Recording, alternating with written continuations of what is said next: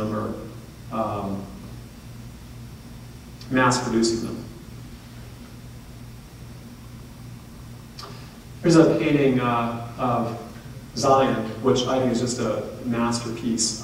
Now, one of the great things that he had as a painter, and I think part of his artistic vision, was he was able to paint what we call reflected light in the most beautiful manner. And you can see that in the foreground face. That's kind of this pinkish orange color on the right side over there. That is the light bouncing off of the walls and indirectly lighting that particular small formation.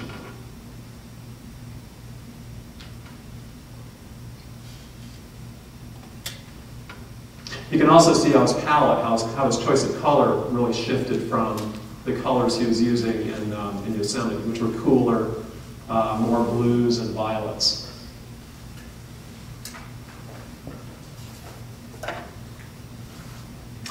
Here's an early Grand Canyon painting.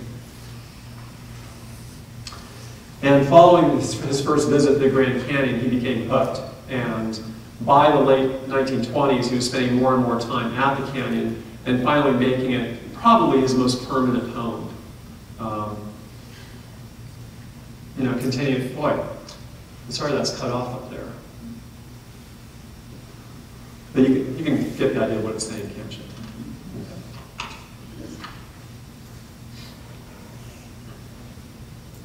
And the Grand Canyon did become his favorite subject matter. And that's really the Grand Canyon is best known for throughout the world. This was a new painting for me, and the Grand Canyon Association used this as the image on their card for the current exhibit at the Cole Studio, a view from the North Rim. And he was a real adventurer. He really traveled into remote parts of the parks. There's a trail in the North Rim called the Widforss Trail, which if you ever have the opportunity, if you haven't hiked out there, it's a beautiful, beautiful hike, about 10 miles round trip. And this view could be from one section of that, I'm not sure. But you can see how he really relies on deep blues to convey the shadows and the sense of space and atmosphere in the canyon.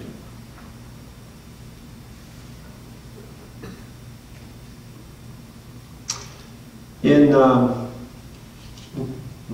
1924, only 3 years after he'd been in the United States, he was invited to have an exhibit at the National Gallery in Washington, D.C.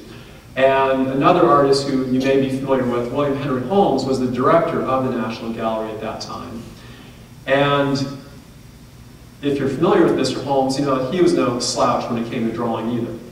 And so I have a reproduction of his probably best known drawing, the panorama from Point Sublime, and a quote from the Washington Post about Widforss's drawings of paintings. Some of the finest things of their type that have come out of the West, which is quite a compliment, I think, coming from William Henry Holmes.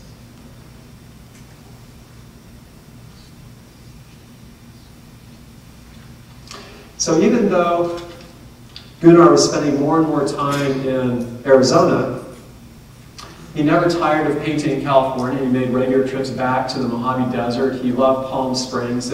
Many, many paintings of the Mojave Desert around Palm Springs and Death Valley. And continued to exhibit in Los Angeles and in San Francisco. He had a pretty regular gig at a place called Gump's in San Francisco, kind of interior design, housewares, art gallery kind of shop. And he always did very well with his exhibits there. Here's a view of the desert around Palm Springs. Here's a view of, looks like it, I'm not sure if that's San Gregorio San Jacinto Mountain there on the left, but a view of the desert, and then a view of Death Valley there on the right.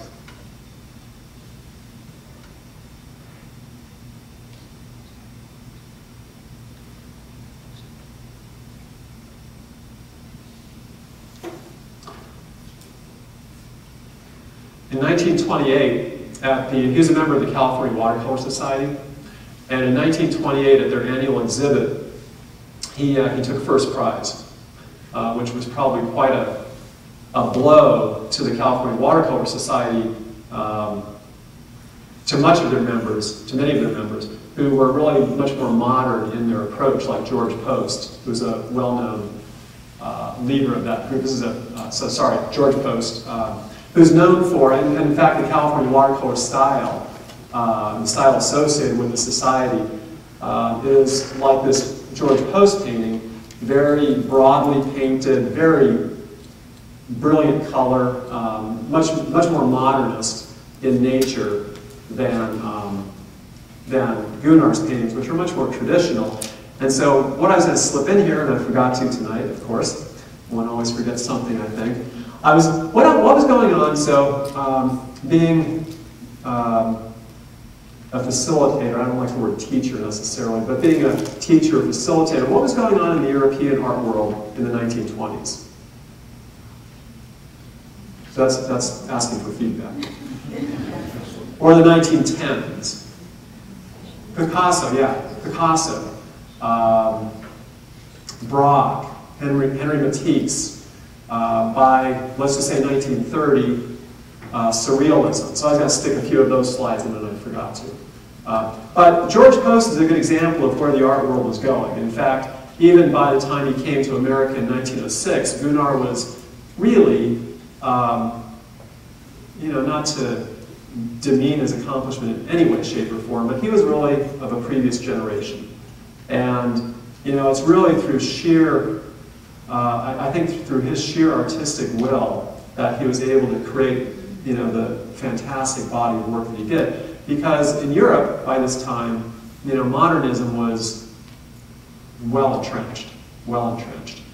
And it was becoming so, although a little bit more slowly here in the United States. At any rate, so the California Watercolor Society style is, this can be taken as kind of a typical example. And so when his more traditional paint, I'm not sure what the painting was, but when we won first prize, it must have been quite a blow, like I say, to the California painters. Well, after his most successful exhibit, most commercially successful exhibit at Gumps in San Francisco a year later, in October of 1929, he became a United States citizen, and he returned to the Grand Canyon to celebrate his 50th birthday. And a week later, disaster for Gunnar and most artists struck in the form of the Great Wall Street Crash of 1929. And the subtitle for this talk, the subtitle maybe for the exhibit, would be something like the paradox of Gunnar Widforss, because despite his fantastic ability and great vision, the crash of 1929 and the resulting depression really kind of doomed him to obscurity. Like I say, those of us who know him love him, and but in the larger art world, he's not that well known. And I have to think that had the depression not come along, things might have gone a little bit differently for him.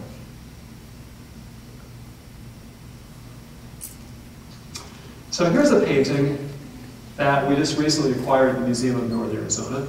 And there's an interesting story behind this painting, which was painted in 1932. When we received it last, when was that, about a year ago now? 2 years ago now, thank you.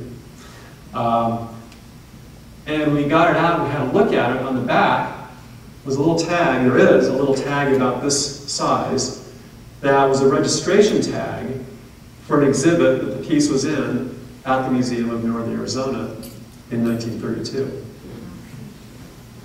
And that was a wonderful happenstance or homecoming, or however you'd like to look at that. So a goal that I have is to take a photograph of this and try and figure out just where this was painted from.